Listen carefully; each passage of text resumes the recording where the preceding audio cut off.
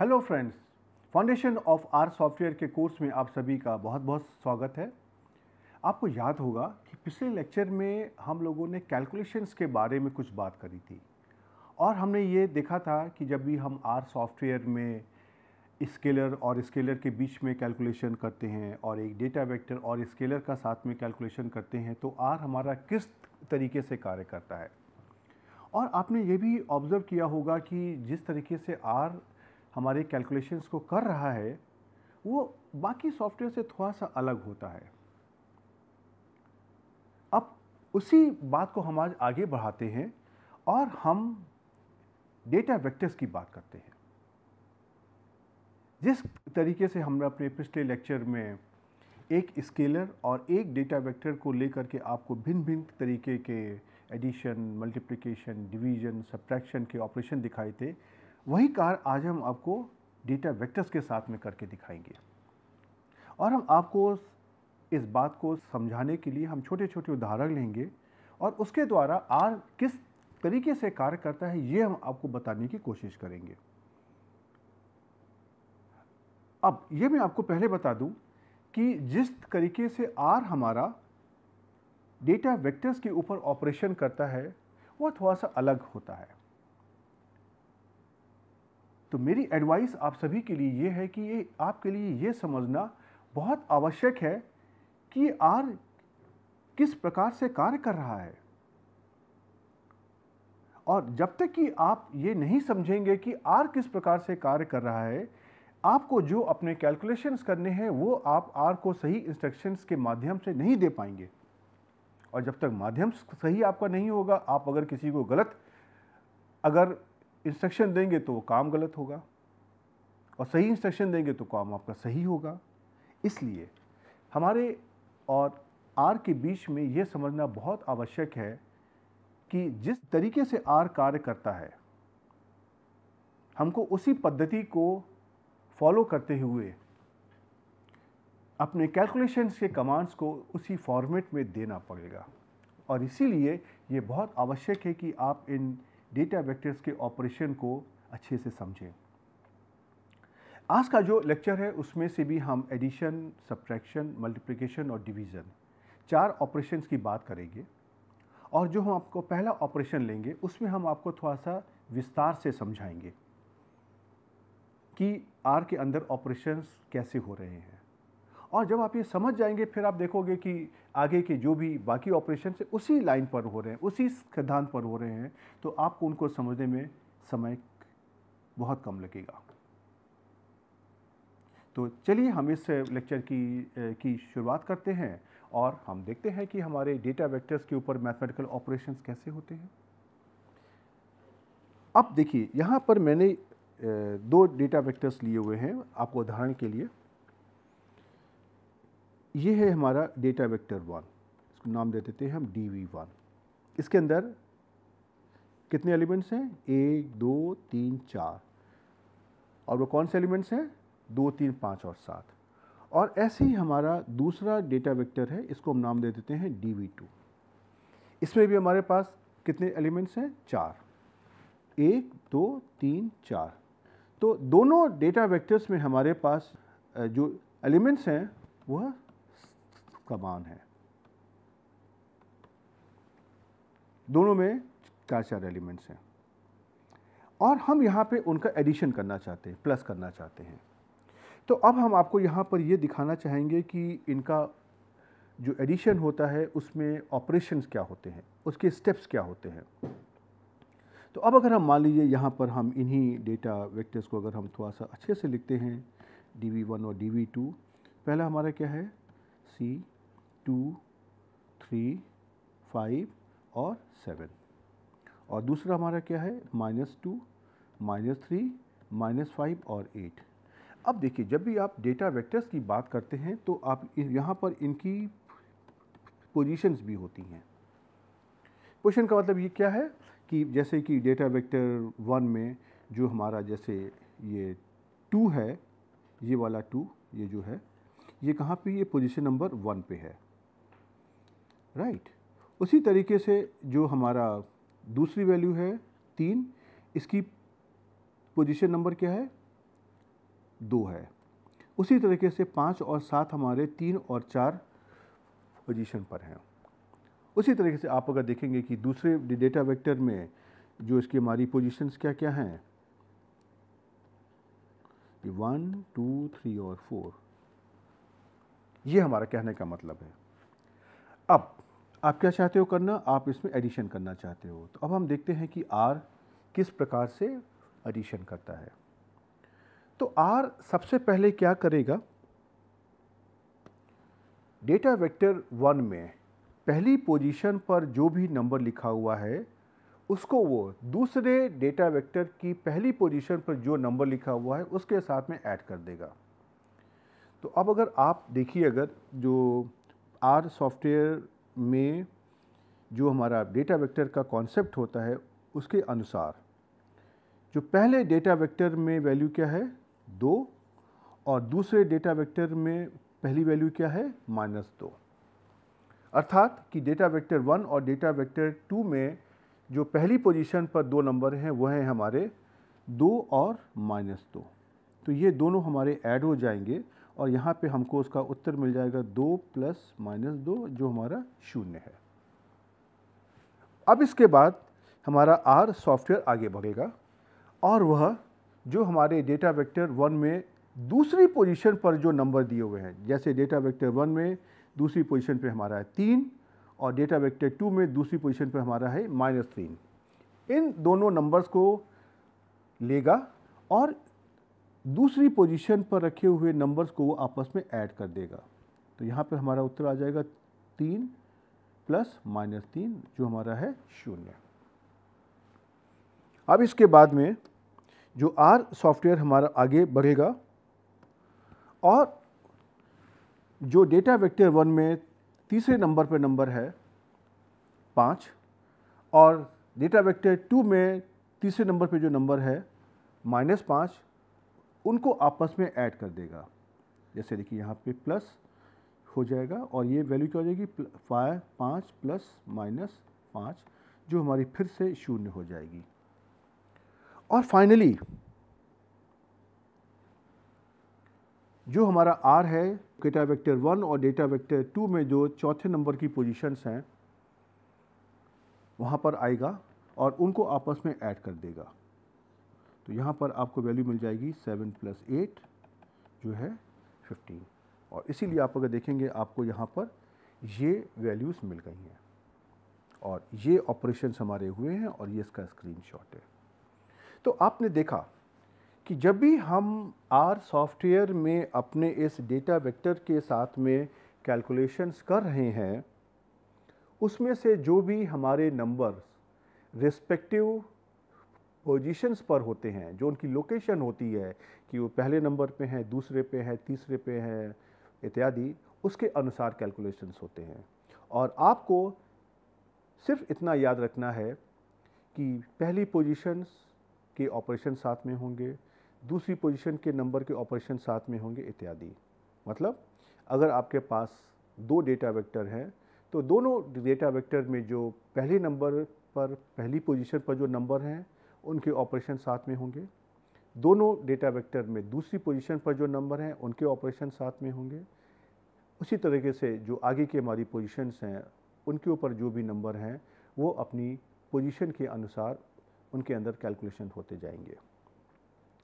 अब देखिए यहाँ तो मैंने आपको ये प्लस के बारे में बताया कि अगर 2 डेटा वेक्टर के को अगर आपको ऐड करना हो तो क्या होगा, लेकिन क्या आपको नहीं लगता है कि अगर हम इसी एडिशन को अगर हम मान लीजिए सब्ट्रैक्शन में, मल्टीप्लिकेशन में, डिवीजन में अगर हम बदलते जाएं तो ऐसे ही ऑपरेशन होंगे? जी हाँ, बिल्कुल यही कॉन्सेप्ट हमारा आगे भी चलेगा। और यही बात मैंने आपको कही थी कि मैं आपको जो भी पहला उदाहरण लूँगा उसमें से मैं आपको विस्तार से बताने की कोशिश करूँगा और आगे आपको इन्हीं कॉन्सेप्ट्स को आगे कॉपी करना है। अब हम आगे बढ़ते हैं। अब यहाँ पर आप देखेंगे कि मैंने दोनों डेटा वेक्टर्स में जो आपके ये थे, दोनों में मैंने समान नंबर के अंक लिए थे, दोनों में 4 वैल्यूज़ थी। अब ऐसा भी तो हो सकता है कि दोनों में हमारे पास नंबर ऑफ़ एलिमेंट्स अलग अलग हो। जैसे देखिए मैंने यहाँ पे उदाहरण लिया हुआ है कि पहले डेटा वेक्टर में कितनी वैल्यू है 4 और दूसरे डेटा वेक्टर में कितनी वैल्यू है 2।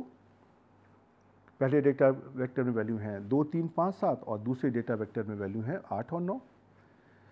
अब जब हम दूसरे डेटा वेक्टर में यहाँ पे खाली 2 वैल्यूज़ ले रहे हैं और यहाँ पे हम 4 वैल्यूज़ ले रहे हैं, तो अब यहाँ पे 2 ऑप्शन हैं। यहाँ पे आप अगर देखेंगे कि दूसरे डेटा वेक्टर में, इसको हम कह देते हैं dv2, इसको बोल देते हैं dv1। तो dv2 के अंदर कितने भी हमारी संख्याएं हैं, वह हमारी जो हमारे dv1 में संख्याएं हैं उनके एग्जैक्ट मल्टीपल हैं। अर्थात dv1 में कितने संख्याएं हैं 4 और dv2 में कितनी संख्याएं हैं 2। तो अगर आप 2 में अगर 2 का एग्जैक्ट मल्टीपल करेंगे तो कितना आंसर आ जाएगा 4। लेकिन ऐसा भी तो हो सकता है कि dv2 में 2 की जगह 3 संख्याएं हो, तो आप क्या करेंगे? तो इसी बात को मैं आपको कहने की कोशिश कर रहा हूं कि हमारे पास यहां पे 2 ऑप्शन हैं। एक डेटा वेक्टर होगा जिसकी लंबाई ज़्यादा होगी और दूसरा डेटा वेक्टर होगा जिसकी लंबाई छोटी होगी, और वो पहले वाले डेटा वेक्टर के सापेक्ष में छोटी होगी।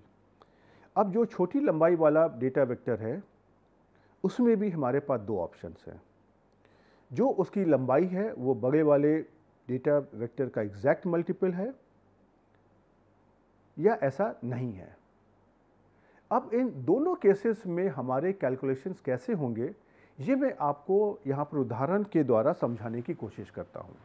और अगर आप इसको समझ जाएंगे तो आपको आगे जो भी हमारे कैलकुलेशंस होंगे सब्ट्रैक्शन के, डिवीजन के, मल्टीप्लिकेशन के, वो भी उसी नियम पर कार्य करते हैं। तो अब देखिए यहाँ पर हम आपको 2 डेटा वेक्टर लेते हैं dv1 और dv2। तो dv2 में और dv1 में हमारी जो जो वैल्यूज़ हैं उनको हम यहाँ पे लिख लेते हैं और साथ में जो उनकी पोजीशंस हैं उनको भी लिख लेते हैं। अब आपने देखा कि यहाँ पे dv1 में कौन कौन सी वैल्यू हैं 2 3 5 और 7 और इनकी पोजीशन क्या है 1 2 3 और 4।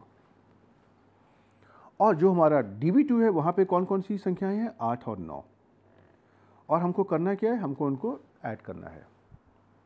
तो अब जो हमने अभी नियम समझा है कि जो भी प्रथम पोजीशन पर जो संख्या होगी वह दूसरे डेटा वेक्टर की जो प्रथम पोजीशन पर जो डेटा वेक्टर की जो वैल्यू है उसी से ऐड हो जाएगी। तो डेटा वेक्टर 1 में पहली पोजीशन पे जो हमारी वैल्यू क्या है 2, देखिए ये 2, और डेटा वेक्टर 2 में जो पहली पोजीशन पे वैल्यू क्या है 8।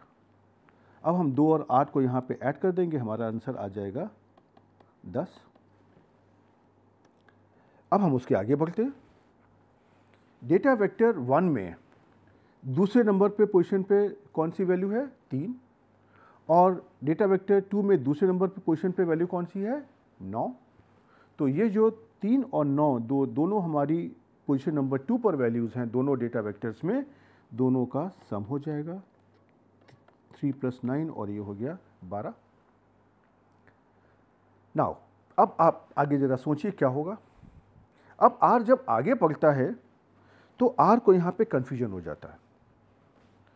r कहता है कि यहाँ तो हमारे पास 8 और 9 था, अब जब हमको यहाँ पर हम आगे आ रहे हैं तो हमको यहाँ पे कोई भी संख्या नहीं मिल रही है। तो r क्या करेगा, r यहाँ पे यही दो जो हमारी वैल्यूज़ हैं 8 और 9, इनको यहाँ पर कॉपी पेस्ट कर देगा। जो यहाँ पे ब्लैंक स्पेस थी, जहाँ पे कुछ नहीं लिखा हुआ था, वहाँ पर ये 8 और 9 को पूरा उठा करके, पूरा ये जो ब्लॉक है ये उठा करके यहाँ पे कॉपी कर देगा। आपको ध्यान रखना है, मैंने ब्लॉक की बात करी है। अगर यहाँ पे 2 संख्याएं हैं तो यहाँ पे 2 संख्याएं आएंगी, अगर पहली वाली जगह पर 2 से ज़्यादा संख्याएं हैं तो उतनी संख्याएं का जो ब्लॉक आगे भी आएगा। अब R का काम थोड़ा सा आसान हो गया। अब R ने यहाँ पर देखा कि जो भी हमारी डेटा वेक्टर 1 में थर्ड नंबर पर वैल्यू थी 5, लेकिन थर्ड नंबर पर डेटा वेक्टर 2 में यहाँ पर देखिए कोई वैल्यू नहीं थी, तो इसकी जगह अब आपने यहाँ पर वैल्यू लिख दी है 8 और वो 5 और 8 को ऐड कर देगा और उत्तर आ जाएगा आपका 13। और जहाँ पर आपने जो चौथी जगह पर जो ये वैल्यू लिखी हुई है 7,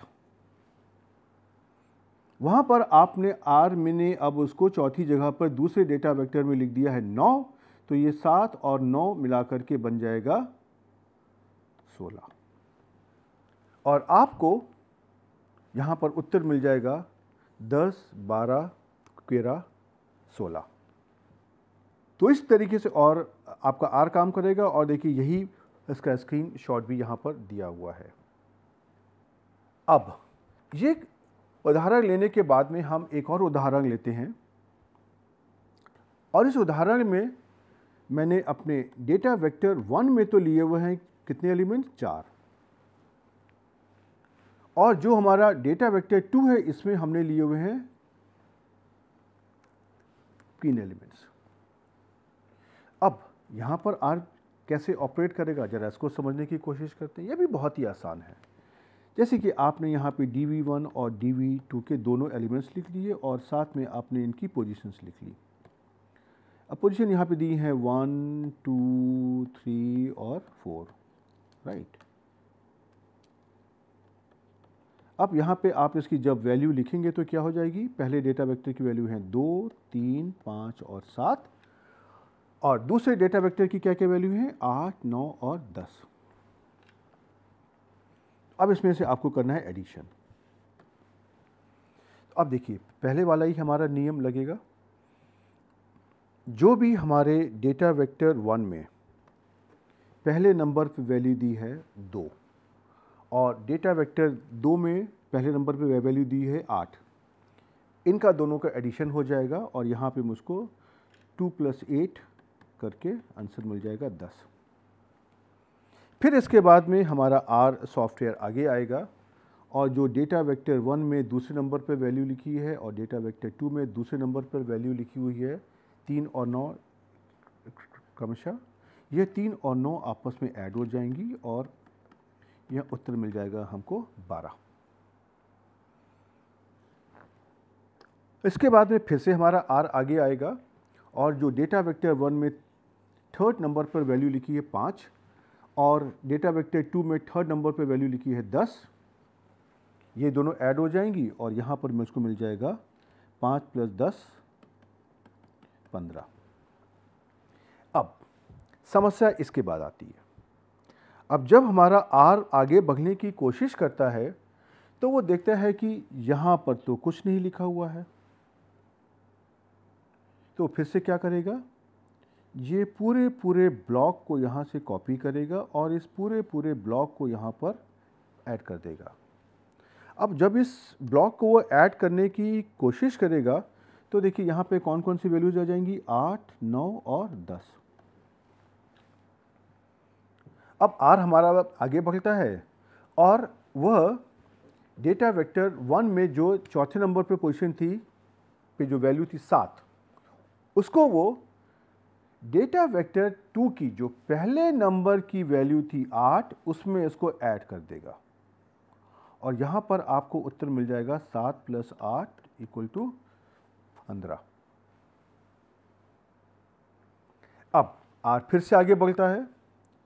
अब आर देखता है कि यहाँ तो उसको नंबर मिल गए, डेटा वेक्टर 2 में दोनों पोजीशंस पर 2 नंबर लिखे हुए 9 और 10, लेकिन डेटा वेक्टर 1 में यहाँ पर कोई नंबर नहीं है।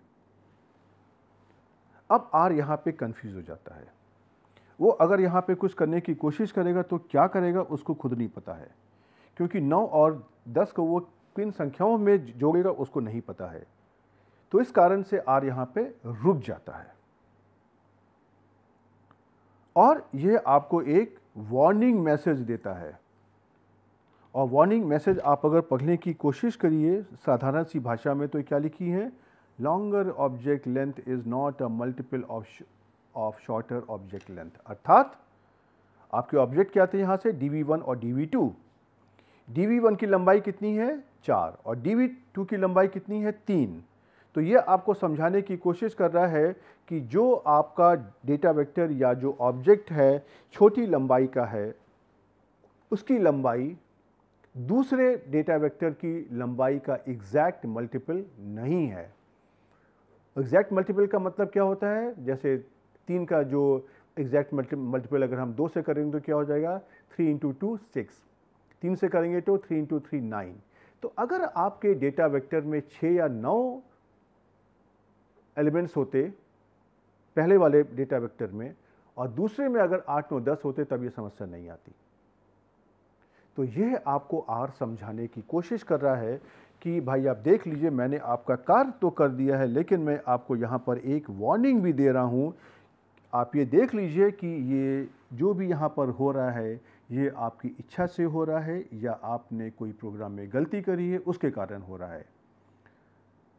और इसको देखने के बाद में आपको समझ में आ जाएगा कि जो भी कुछ हो रहा है वह प्रोग्राम के अंतर्गत होना चाहिए या कहीं पे कुछ प्रोग्रामिंग में मिस्टेक हो गई है उसके कारण हुआ है। तो आप इसको क्रॉस चेक कर लिए, उसके बाद आगे का जो फैसला है वो आपके ऊपर डिपेंड करता है। तो देखिए ये इसका स्क्रीनशॉट भी है। अब हम आपको एक काम करते हैं, आगे बढ़ने के पहले हम आपको ज़रा इनको आर कंसोल में भी करके दिखा देते हैं, सो दैट कि आपको थोड़ा सा कॉन्फिडेंस आ जाना चाहिए कि ये कैसे कार्य करते हैं। तो अब हम देखिए यहाँ पे अगर हम दो कोई डेटा वेक्टर ले लेते हैं C 1 2 3 4 और हम ले लेते हैं यहाँ पे C से 6 7 8 9 और हम दोनों को ऐड करते हैं। तो अब देखिए क्या हो जाएगा। डेटा वेक्टर 1 में पहली पोजीशन पे क्या है 1 और दूसरे डेटा वेक्टर में पहली पोजीशन पे क्या है 6। तो ये 1 और 6 ऐड हो जाएंगे। पहले डेटा वेक्टर में दूसरी पोजीशन पे क्या है 2 और दूसरे डेटा वेक्टर में है 7, तो ये 2 और 7 ऐड हो जाएंगे। पहले डेटा वेक्टर में तीसरी पोजीशन पर नंबर है 3, ये दूसरे डेटा वेक्टर की तीसरी पोजीशन पर जो नंबर है 8 वहाँ पर ऐड हो जाएगा। और ये 4 डेटा वेक्टर 1 में चौथी पोजीशन पे जो नंबर है वो हमारा डेटा वेक्टर 2 की चौथी पोजीशन पे जो नंबर है उससे ऐड हो जाएगा। और आप देखेंगे आपको उत्तर मिल जाएगा 7 9 11 13। क्यों? 1 और 6 7, 2 और 7 9, 3 और 8 11 और 4 और 9 13। अब इसी में हम एक काम करते हैं, हम जरा से इसकी लंबाई को कम कर देते हैं और हम इसको एग्जैक्ट मल्टीपल कर देते हैं। तो पहले डेटा वेक्टर में हमारे पास 4 एलिमेंट हैं, 1 2 3 4, और दूसरे डेटा एलिमेंट में हमारे पास है 6 और 7। अब जब इसको हम ऑपरेट करेंगे तो देखिए क्या होगा, ये 6 और 7 दोनों 1 और 2 के ऊपर पहले ऑपरेट होंगे और फिर से वो 6 और 7 3 और 4 के ऊपर ऑपरेट हो जाएंगे। तो हमको क्या मिल जाएगा, 1 + 6 7, 2 + 7 9 और फिर से 3 और 4 में 6 और 7 का ऐड हो जाएगा। तो 3 + 6 9 और 4 और 7 11। और इसी तरीके से अगर हम मान लीजिए इसमें से हम कुछ ऐसा करते हैं कि दूसरे डेटा वेक्टर में हम करते हैं 3 एलिमेंट्स और पहले डेटा वेक्टर में 4 एलिमेंट्स, तो एग्जैक्ट मल्टीपल ये नहीं है। अब इसमें से क्या होगा, ये जो 6 7 8 हैं ये आपके 1 2 3 के साथ में क्रमशः आकर के ऐड हो जाएंगे और जो चौथा नंबर है इसकी वैल्यू है 4, वो आपके दूसरे डेटा वेक्टर की पहली वैल्यू के साथ में ऐड हो जाएगा। लेकिन 7 और 8 को ऐड करने के लिए डेटा वेक्टर में कोई वैल्यू नहीं है, तो ये आपको वार्निंग दे देगा। और आप जब इसका रिजल्ट देखेंगे कुछ ऐसा जाएगा 7 9 11 10।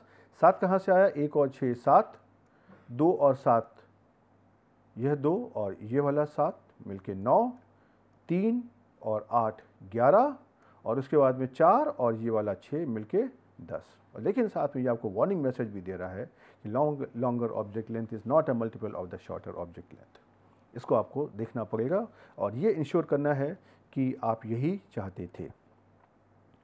तो अब देखिए ये वाला एडिशन को समझने के बाद में अब हम आपको सब्ट्रैक्शन के बारे में बात करते हैं।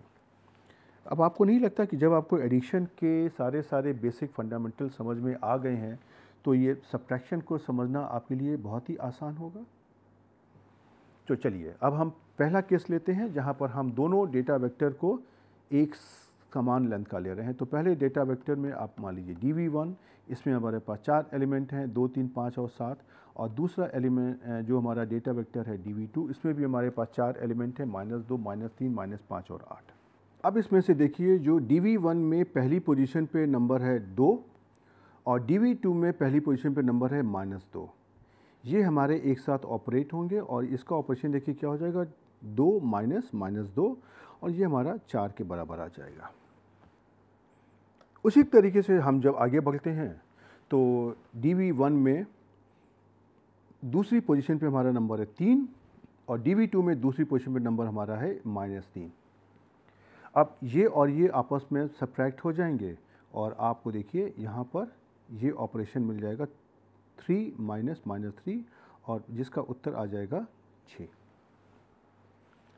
अब उसी तरीके से R हमारा आगे बढ़ने की कोशिश करता है और उसको DV1 में थर्ड पोजीशन पर नंबर मिल जाएगा 5, जो ये है, और DV2 में थर्ड पोजीशन पे जो नंबर मिल जाएगा -5। तो ये देखिए क्या है, -5। तो इनका जो ऑपरेशन हो जाएगा दोनों सब्ट्रैक्ट हो जाएंगे और आपको उत्तर मिल जाएगा 10। अब उसी तरीके से अब हमारा DV1 में जो चौथी पोजीशन पे जो नंबर है 7 और DV2 में चौथी पोजीशन पे जो नंबर है 8, ये आपस में ऑपरेट हो जाएंगे, तो 7 माइनस 8 और आपको उत्तर मिल जाएगा -1। तो आपने देखा एग्जैक्टली वही काम तो हो रहा है जिस तरीके से आपने एडिशन में किया था, कि जिस पोजीशन पर जो नंबर है वह अपने डेटा वेक्टर में जो बाकी डेटा वेक्टर्स में जो पोजीशंस हैं उनके साथ में उसका ऑपरेशन होता है। इसमें भी आपने देखा कि डेटा वेक्टर 1 और 2 में जो पहली पोजीशन पे नंबर हैं उनका सब्ट्रैक्शन हुआ, जो दूसरी पोजीशन पे नंबर हैं उनका सब्ट्रैक्शन हुआ, उसी तरीके से जो तीसरी और चौथी पोजीशन पे जो नंबर हैं उनका आपस में सब्ट्रैक्शन हुआ। तो यही प्रोसेस हमारी आगे बढ़ती जाती है बस। अब हम एक और केस लेते हैं, जैसा मैंने एडिशन के केस में लिया था, कि हम यहाँ पे आपको जो दूसरा डेटा वेक्टर है उसकी हम लंबाई कम कर देते हैं।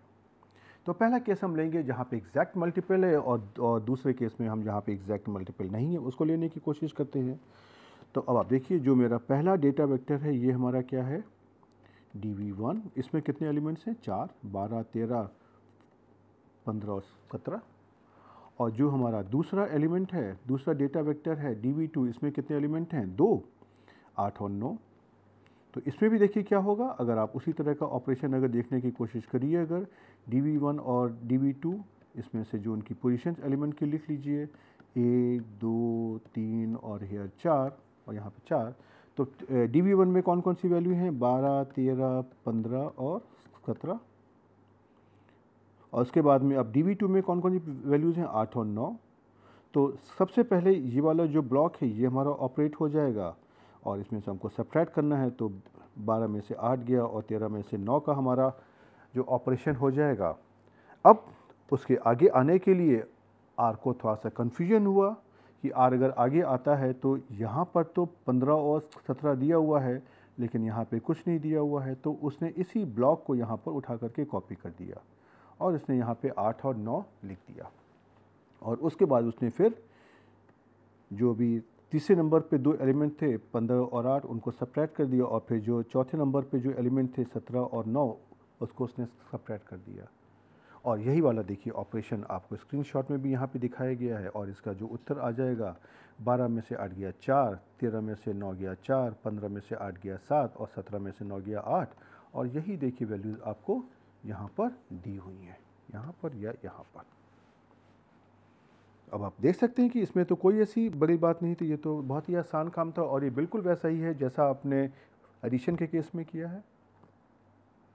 चलिए अब हम आपको एक और उदाहरण लेते हैं जहाँ पर हमारे पास जो पहला डेटा वेक्टर है DV1 उसको हम नाम दे देते हैं। इसमें हमारे पास कितने एलिमेंट हैं, 4, 12, 13, 15 और 17। और जो हमारा दूसरा डेटा वेक्टर है उसके अंदर कितने एलिमेंट हैं, 3, इसको हम नाम दे देते हैं DV2। तो इसके अंदर भी देखिए हमारा ऐसे ही होगा कि अगर हम DV1 और DV2 को अगर हम यहाँ पर लिखने की कोशिश करते हैं तो ये हमारे 12, 13, 15, 17 आ गए और DV2 के आ गए 8, 9 और 10। तो ये वाला ब्लॉक तो हमारा पहले ऑपरेट हो जाएगा कि 12 में से 8 गया, 13 में से 9 गया और 15 में से 10 गया, लाइक दिस, जैसे ये है। और उसके बाद में फिर ये जो हमारा 8, 9 और 10 का जो ब्लॉक है ये वाला, ये हमारा पूरा पूरा यहाँ पर फिर से कॉपी हो जाएगा, 8, 9 और 10। तो अब ये 17 में से 8 को तो घटा देगा, लेकिन 9 और 10 को घटाने के लिए उसको यहाँ पे कुछ नहीं मिलेगा, इसलिए आर कन्फ्यूज हो जाएगा और अब वो आपको कह देगा कि भाई यहाँ पर एक वार्निंग मैसेज है। और वार्निंग मैसेज क्या है? वही है कि आप यहाँ पे ध्यान दीजिए कि आपके दो डेटा वेक्टर हैं, उनकी जो लंबाई है वो बराबर नहीं है, लेकिन साथ में जो छोटे डेटा वेक्टर की लंबाई है वो बड़े डेटा वेक्टर की लंबाई का एग्जैक्ट मल्टीपल नहीं है। और उसी तरह का आपको यहाँ पर आपको उत्तर मिल जाएगा। 12 में से 8 गया 4, 13 में से 9 गया 4, 15 में से 10 गया 5 और 17 में से 8 गया 9। और ये जो उत्तर देखिए आपको यहाँ भी दिया हुआ है और यही उत्तर आपको यहाँ भी दिया हुआ है। तो अब हम आपको ज़रा सा ये ऑपरेशन आपको हम आर सॉफ्टवेयर के अंदर भी करके दिखा देते हैं, जिससे कि आपके अंदर कॉन्फिडेंस आ जाना चाहिए। अब अगर मान लीजिए हम एक डेटा वेक्टर लेते हैं 10, 11, 12, 13 और उसमें से हम यहाँ पे सब्ट्रैक्ट करते हैं सी हेयर यहाँ पे आप वैल्यू ले लिए 3, 6, 1, 2।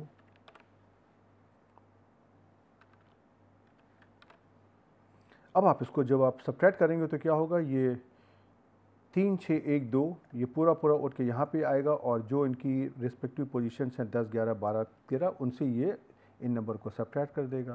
तो देखिए आप इंटर करिए तो क्या आ जाएगा, 10 में से 3 गया 7, 11 में से 6 गया 5, 12 में से 1 गया 11 और 13 में से 2 गया तो भी 11 आया। तो देखिए दोनों वैल्यूज़ 11 हैं, लेकिन ये अलग अलग ऑपरेशन से आ रही हैं, तो ये आपको ध्यान में रखना है।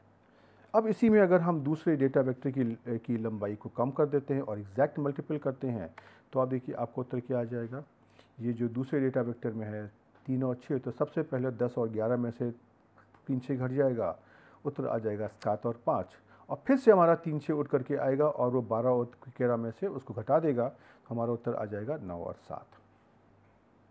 और इसी में अगर हम मान लीजिए कि अपने दूसरे डेटा वेक्टर की लंबाई को कर देते हैं 3 और पहले वाले डेटा वेक्टर की लंबाई को रखा है 4 और अगर हम इसको एंटर करेंगे तो क्या होगा, ये 3, 6, 1 उठ करके आएगा और ये 10, 11, 12 में से सब्ट्रैक्ट हो जाएगा और उसके बाद ये जो चौथा नंबर बचेगा 13, इसमें से हमारा 3 सब्ट्रैक्ट हो जाएगा और बाकी नंबर्स के बारे में वो हमको वार्निंग दे देगा। तो देखिए 10, 11, 12 में से जब आप 3, 6, 1 को सब्ट्रैक्ट करेंगे तो उत्तर आएगा 7, 5, 11 और 13 में से जब आप 3 को सब्ट्रैक्ट करेंगे तो उत्तर आएगा 10, लेकिन साथ में इसके बाद आगे करने को कुछ नहीं है, तो आर ने आपको वार्निंग मैसेज भी दे दिया।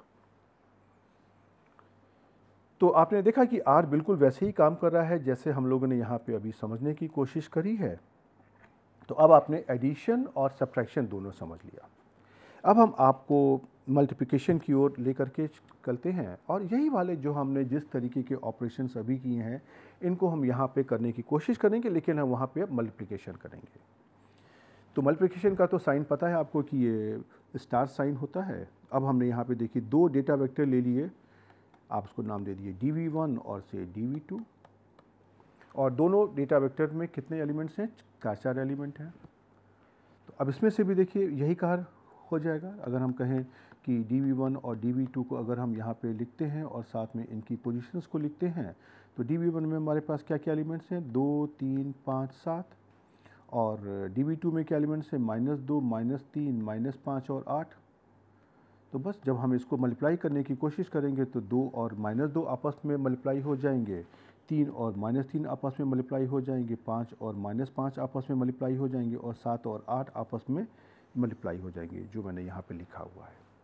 और आप अगर देखेंगे कि इसमें से जो पोजीशन नंबर 1, 2, 3, 4 इनकी हैं, तो दोनों वेक्टर्स में जो भी पहली पोजीशन पे नंबर थे वो आपस में मल्टीप्लाई हुए, जो हमारे दूसरी पोजीशन पे नंबर थे 3 और -3 ये हमारे मल्टीप्लाई हुए और तीसरे नंबर पे जो एलिमेंट्स थे वो हमारे आपस में मल्टीप्लाई हुए और चौथे नंबर पर या जो चौथी पोजीशन पे जो हमारे नंबर थे 7 और 8 ये हमारे आपस में मल्टीप्लाई हुए। इसका उत्तर आपको क्या मिल जाएगा, 2 into 2 is -4, 3 into 3 is -9, 5 into -5 is -25 और 7 इंटू 8 इज़ 56। तो ये देखिए यही उत्तर आपको यहाँ पर दिया हुआ है और जो उसका स्क्रीनशॉट है यहाँ भी दिया हुआ है। अब हम अपना उदाहरण को उसी तरीके से चेंज करते हैं कि जैसा मैंने एडिशन और सब्ट्रैक्शन में किया था कि अब हम यहाँ पे जो दूसरा डेटा वेक्टर है उसकी हम लंबाई को छोटा कर देंगे। तो पहला जो हमारा डेटा वेक्टर है 1, उसमें से मैंने रखे हैं 4 एलिमेंट्स, 2, 3, 5 और 7, और दूसरे वाले में हमने 2 एलिमेंट रखे हैं 8 और 9। तो देखिए यहाँ भी हमारे पास वही कार्य होगा। हम जब दोनों को मल्टीप्लाई करते हैं तो dv2 के जो दोनों एलिमेंट्स हैं 8 और 9, ये उठ करके सबसे पहले डेटा वेक्टर में आएंगे और 2 और 3 के साथ में उनका मल्टीप्लिकेशन हो जाएगा। तो 2 इंटू 8 हो जाएगा और 3 इंटू 9 हो जाएगा। और फिर उसके बाद दूसरे स्टेप में जब होगा तो फिर से 8 और 9 यहाँ से उठेंगे, लेकिन वो यहाँ पर आ करके 5 और 7 में मल्टीप्लाई कर देंगे। तो 5 और 8 का मल्टीप्लिकेशन हो जाएगा और 7 और 9 का मल्टीप्लिकेशन हो जाएगा, और जो हमको उत्तर है ये 16, 27, 40, 63 मिल जाएगा। और इसमें से भी आप अगर ऑपरेशन देखिए तो बिल्कुल वही ऑपरेशन हुआ है कि कैसा मैंने पहले केस में किया था कि आपने यहाँ पे अपनी ये लिखी पोजीशन, और यहाँ 1, 2, 3, 4, और यहाँ पे आपने लिखा अपना dv1 और dv2। तो देखिए 2, 3, 5 और 7 को लिखा, और यहाँ पे आपने लिखा 8 और 9। तो 8 और 9 यहाँ पर हमारे मल्टीप्लाई हो गए। उसके बाद में हमारे पास यहाँ पे कुछ नहीं बचा, तो इसने 8 और 9 को उठा करके यहाँ पे फिर से कॉपी कर दिया 8 और 9, और इनका हमारा आपस में मल्टीप्लिकेशन हो गया। और उत्तर आपका देखिए यही आ गया जो आप यहाँ से निकालेंगे कि 2 into 8 is 16, 3 into 9 is 27, 5 into 8 is 40 and 7 into 9 is 63। अब इसी कार्य को अगर हम फिर से रिपीट करना चाहें, अब लेकिन मैंने अपने उदाहरण में दूसरे डेटा वेक्टर में dv2 में मैंने 3 एलिमेंट्स रख दिए और dv1 में मैंने 4 एलिमेंट्स रख दिए। तो यहाँ भी हमारा उसी तरह का ऑपरेशन होगा कि अगर हम यहाँ पर अगर हम लिख देते हैं पोजीशंस और यहाँ पे हम कर देते हैं dv1 और dv2, तो पहले डेटा वेक्टर हमारी वैल्यूज हैं 2, 3, 5 और 7, और दूसरे में है 8, 9 और 10। तो सबसे पहले हमारा इन 3 वैल्यूज़ का आपस में ऑपरेशन हो जाएगा और इनका मल्टीप्लिकेशन हो गया। 2 into 8 is 16, 3 into 9 is 27, 5 into 10 is 50। अब उसके बाद जब हमारा आगे आने की कोशिश करता है तो इसको यहाँ पे कुछ नहीं मिलता है, तो ये क्या करेगा, इसी 8, 9, 10 को यहाँ पर इसने उठा के कॉपी कर दिया। 8, 9 और 10, तो उसने 7 और 8 को तो उसने मल्टीप्लाई कर दिया, लेकिन जब ये 9 को मल्टीप्लाई करने चला तो उसको डेटा वेक्टर 1 में यहाँ पे कोई वैल्यू नहीं मिली। तो ये क्या करेगा, ये कंफ्यूज हो गया और इसने खाली आपको 7 इंटू 8 को 56 करके यहाँ पे उसने कुछ भी नहीं किया, लेकिन साथ में उसने आपको यहाँ पे वार्निंग दे दी कि जो आपका उत्तर आया है 16, 27, 50, 56, ये देखिए यहाँ भी उत्तर आया है और यही आपका स्क्रीनशॉट में भी दिया हुआ है, लेकिन साथ में वार्निंग भी है कि आपका जो भी दूसरा डेटा वेक्टर है जो पहले वाले डेटा वेक्टर से कम लेंथ का है, उसकी लंबाई पहले वाले डेटा वेक्टर की लंबाई की एग्जैक्ट मल्टीपल नहीं है। अब ये आपका कार्य है कि आप अपने प्रोग्रामिंग में देखिए कि आपने ये गलती करी है या ये आपकी आवश्यकता थी, उसके अनुसार आप अपना फैसला करिए और आगे बढ़िए। हम आपको यहाँ पे एक बार इसी कार्य को R सॉफ्टवेयर में करके भी हम आपको दिखाते हैं। अगर हम यहाँ पे मान लीजिए कि कोई वैल्यू लेते हैं 2, 3, 4 और 5, और उसको अगर हम मान लीजिए कि अगर हम 5, 6, 7 और 8 से मल्टीप्लाई करते हैं तो देखिए क्या आएगा। आपको क्या उम्मीद है यहाँ पे क्या आएगा, चलिए देखते हैं। ये तो एरर आ गई। ये क्यों हुआ? क्योंकि मैंने यहाँ पे स्मॉल सी की जगह कैपिटल सी लिया हुआ है। अब इसको हम ठीक कर लेते हैं, चलिए कोई बात नहीं।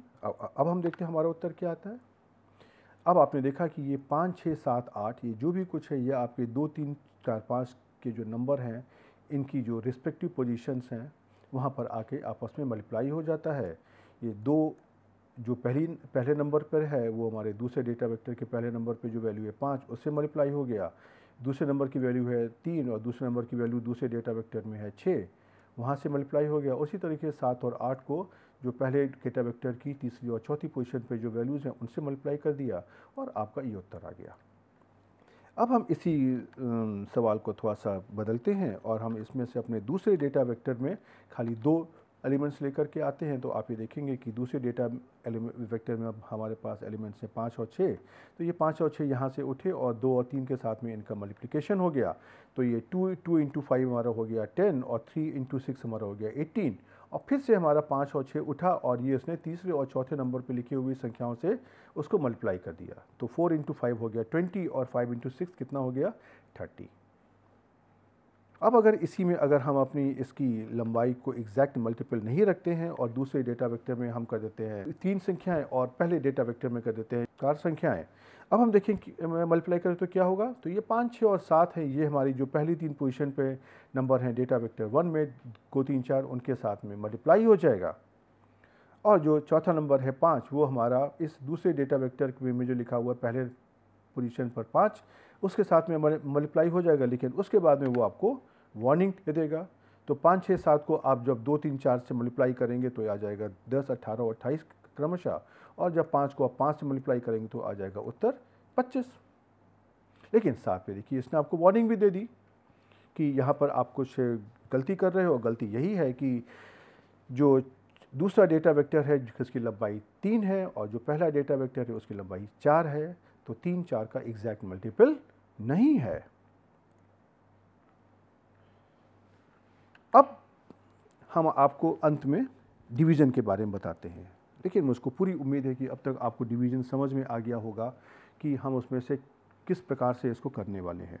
तो हम भी यहाँ पे उसी तरह के 3 तरीके के उदाहरण लेंगे। तो पहला उदाहरण में हमने कहा कि जो हमारा DV1 है पहला डेटा वेक्टर, उसके अंदर 4 वैल्यूज़ हैं 24, 20, 8, 16। और जो हमारा DV2 दूसरा वेक्टर है उसके अंदर भी उतनी ही वैल्यू है 4, 3, 4, 2 और 8। तो इसमें भी यही होगा कि जो हमारे फर्स्ट पोजीशन पर वैल्यूज़ हैं 24 और 3 ये आपस में देखिए डिवाइड हो जाएंगी और उत्तर आ जाएगा 8। उसी तरीके से आप अगर आगे आते हो तो जो दूसरे नंबर पे वैल्यू दी है डेटा वेक्टर 1 में 20 और डेटा वेक्टर 2 में 4, ये आपस में डिवाइड हो जाएंगी और आपको उत्तर मिल जाएगा 20 डिवाइडेड बाई 4, 5। उसी तरह से आप जब आगे बढ़ेंगे तो आपको डेटा वेक्टर 1 और 2 में जो तीसरे नंबर पे पोजीशन है 8 और 2 क्रमशः, ये आपको डिवाइड हो जाएंगी और आपको उत्तर मिल जाएगा 8 डिवाइडेड बाई 2, 4। और उसी तरीके से अंततः आपको जो भी डेटा वेक्टर में चौथे नंबर पे वैल्यू है 16 और डेटा वेक्टर 2 में चौथे नंबर वैल्यू है 8, ये आपकी मल्टीप्लाई हो जाएंगी और आपको उत्तर मिल जाएगा 16 डिवाइडेड बाई 8 जो है 2। तो यही ऑपरेशन देखिए आपको स्क्रीनशॉट भी यहाँ पे दिखाया गया है कि आप इसको R सॉफ्टवेयर में करेंगे तो आपको ऐसे दिखाई देगा।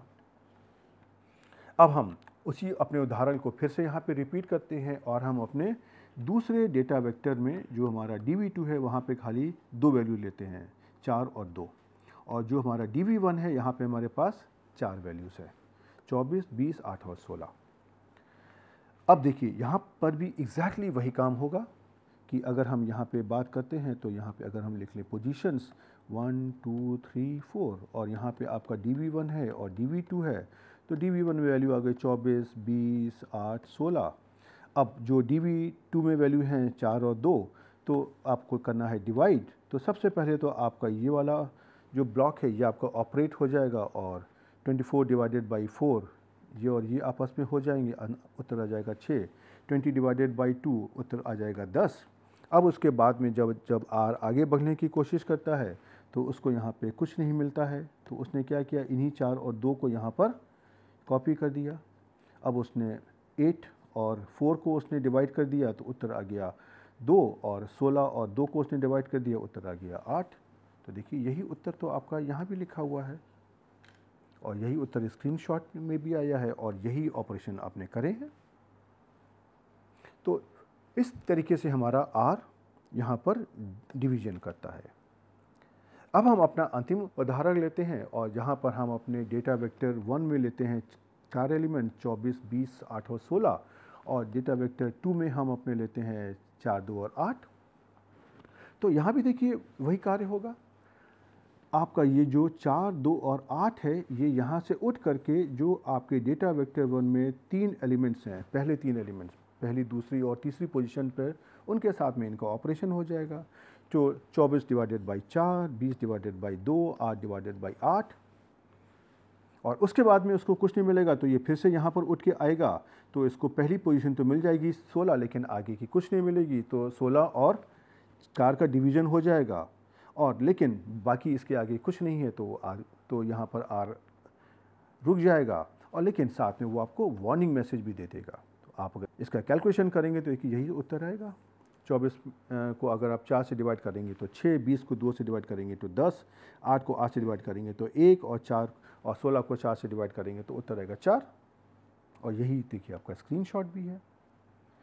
तो देखिए चलिए हम आपको ये वाले ऑपरेशन भी एक बार आर सॉफ्टवेयर में करके दिखा देते हैं, सो दैट कि आपका कॉन्फिडेंस होना चाहिए कि ये ऐसे ही काम करेगा। अब हम मान लीजिए यहाँ पे हम अपने अगर कोई 4 वेक्टर लेते हैं, 4, 6 से 8, 12, और इसको हम डिवाइड करते हैं मान लीजिए किसी डेटा वेक्टर से 2, 3, 4 और से 6। अब आप इसको डिवाइड करेंगे तो आपका देखिए क्या उत्तर आएगा, 2, 2, 2, 2। क्यों आएगा ये 2? आपको लगता है कि ये 2 कहाँ से, इसीलिए मैंने ये जान करके उदाहरण लिया है, जैसे कि आप समझ जाए कि कौन सा 2 कहाँ से आ रहा है। जब आप इस 4 को इस 2 से डिवाइड करेंगे तो ये वाला 2 आएगा, और जब आप इस 6 को आप इस 3 से डिवाइड करेंगे तो आपको ये वाला 2 आएगा, और जब 8 को आप इस 4 से डिवाइड करेंगे तो ये वाला 2 आएगा, और 12 को जब आप इस 6 से डिवाइड करेंगे तो ये आपको ये वाला 2 आएगा। चलिए हम इसको बदल देते हैं सो दैट कि आपको इसमें से कोई कन्फ्यूजन नहीं होना चाहिए। तो हम यहाँ पे कर देते हैं 14, यहाँ पे हम कर देते हैं मान लीजिए 36, यहाँ पे हम कर देते हैं मान लीजिए 28, और यहाँ पे हम रहने देते हैं 12। अब आप देखिए इंटर करेंगे तो क्या उत्तर आ जाएगा, 7, 12, 7, 2। 14 को आपने 2 से डिवाइड किया, 36 को आपने 3 से डिवाइड किया, 28 को आपने 4 से डिवाइड किया, और 12 को आपने 6 से डिवाइड किया, तो उत्तर आ जाएगा 7, 12, 7, 2। अब इसी में आप अगर मान लीजिए इसकी संख्या को कम कर देते हैं, और आपने अपने दूसरे डेटा वेक्टर में आपने खाली 2 और 3 संख्याएँ ली हुई हैं, अब आप देखिए इसको डिवाइड करेंगे तो क्या उत्तर आ जाएगा, ये 2 और 3 सबसे पहले उठ करके 14 और 36 को डिवाइड कर देगा, और उसके बाद में 28 और 12 को डिवाइड कर देगा। और उसी तरीके से आप अगर यहाँ पर आप अगर इसमें से इसकी संख्या को दूसरे डेटा वेक्टर में 3 कर दें और पहले डेटा वेक्टर में 4 कर दें, तो देखिए आप करेंगे तो ये आपको क्या करेगा, 2, 3, 4 से ये 14, 36 और 28 को क्रमशः डिवाइड कर देगा, और 12 को ये 2 से डिवाइड करके आपको लेकिन साथ में वार्निंग मैसेज भी दे देगा, यहाँ पे कुछ गलती हो रही है, आप उसको समझने की कोशिश करिए। Right, okay. सो अब हम इस लेक्चर को यहाँ पे रोकते हैं। अब आपने देखा कि हमने यहाँ पे जब अपने 2 डेटा वेक्टर्स को लिया है तो इसके ऑपरेशन कुछ अलग तरीके से होते हैं, और उसका नियम बहुत ही आसान है कि जो भी डेटा वेक्टर्स की जो पोजीशंस हैं उनको आपस में मल्टीप्लाई करना होता है। लेकिन आपने ये भी ध्यान दिया कि जिस तरीके से आर इन ऑपरेशंस को कर रहा है ये थोड़ा सा अलग है, और इसीलिए मेरा उद्देश्य इस लेक्चर में ये बिल्कुल भी नहीं था कि मैं आपको 8 में से 5 जाएगा तो कितना बचेगा ये समझाना, लेकिन मेरा उद्देश्य था कि आर 8 और 5 को कैसे सब्ट्रैक्ट कर रहा है और आर किस तरीके से कार्य कर रहा है। तो जैसा मैंने पहले कहा था, हम जो सॉफ्टवेयर का काम करते हैं, सॉफ्टवेयर का इस्तेमाल करते हैं, क्यों करते हैं? जो हमारा कार्य है वो उस सॉफ्टवेयर को करना है, हमको सॉफ्टवेयर का कार्य नहीं करना है अभी। तो अब आर को जिस भाषा में समझाया गया है वह भाषा हमको समझनी है, जिससे कि हम जिस कार्य को करना चाहते हैं वो हम आर को उसी भाषा में समझा सकें। और इसीलिए ये जो मैंने आपको छोटे छोटे कमांड्स बताए हैं, इन कमांड्स का क्या आउटपुट आ रहा है इससे कोई बहुत ज़्यादा नहीं फ़र्क पड़ता है, लेकिन सबसे इम्पॉर्टेंट आज के लेक्चर में ये है कि ये आउटपुट कैसे आ रहा है, कौन से ऐसे ऑपरेशन हो रहे हैं जिनसे हमारा यह आउटपुट आ रहा है, ये समझना आपके लिए बहुत इंपॉर्टेंट है। और चूंकि मैं स्टैटिस्टिक्स में काम करता हूं तो मैं आपको ये इतना ज़रूर बता सकता हूं कि हमारे स्टैटिस्टिक्स में बहुत सारे कैलकुलेशंस होते हैं जिनको अगर हम आर में अगर हम उसका प्रोग्राम लिखने की कोशिश करते हैं तो उनकी लंबाई बहुत कम हो जाती है, और छोटे छोटे कंप्यूटेशन हम बहुत ही आसानी से लिख सकते हैं। तो इसी उम्मीद के साथ में कि आप भी इसको सीखेंगे और यूज़ करेंगे, अब आज के लेक्चर के बाद में आपके पास अच्छा खासा होमवर्क है कि आप इसमें से इन्हीं वैल्यूज़ को लीजिए, इन्हीं ऑपरेशंस को देखिए और इनको अपने हाथ से करने की कोशिश करिए। लेकिन साथ में ये भी देखिए कि जो आप अपने कैलकुलेशंस मैनुअली कर रहे हो, अपने हाथ से कर रहे हो, वही क्या आर आपको दे रहा है। और मैंने यहाँ पे खाली 2 ही डेटा वेक्टर लिए हैं जिनके ऊपर मैंने ऑपरेशन किया है, लेकिन आप 2 से ज़्यादा डेटा वेक्टर लीजिए, आप 3-4 डेटा वेक्टर लीजिए। उसमें से हो सकता है कि आप उनकी जो लंबाई को भी आप वेरी कर सकते हैं। 3 डेटा वेक्टर आपने एक ही लंबाई के लिए, अगला आपने किसी छोटी लंबाई का ले लिया, फिर देखिए क्या होता है। तो आप इन चीज़ों की प्रैक्टिस करिए और हम आपको अगले लेक्चर में कुछ और कैलकुलेशन के साथ में फिर से मिलने आएंगे। तब तक के लिए गुड बाय।